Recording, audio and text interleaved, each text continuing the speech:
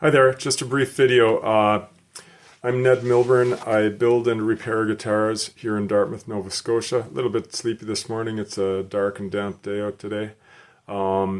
Recently I worked on two quote-unquote vintage Japanese guitars. One of them is this Ibanez.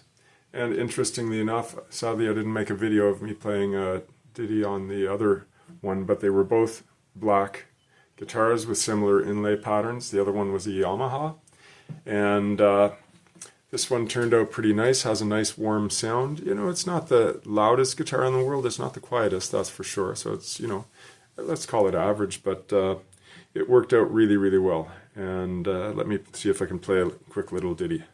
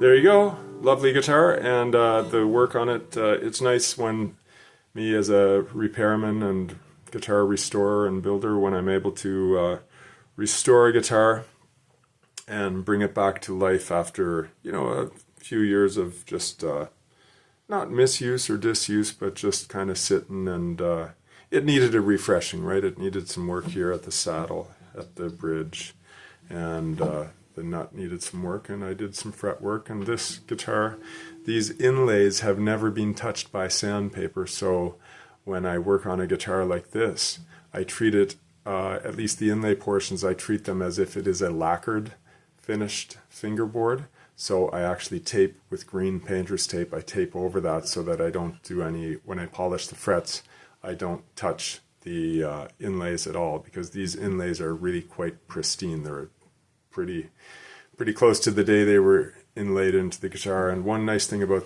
these inlays, I don't know if the video will pick it up too well, but quite often plastic inlays over time, they shrink and then they leave a gap and they start to lift from having been glued to wood, because plastic and wood do not like to glue well together. Wood that glues plastic, or glue that glues plastic well, tends not to glue wood well. Glue that glues wood well, that tends not to glue plastic well.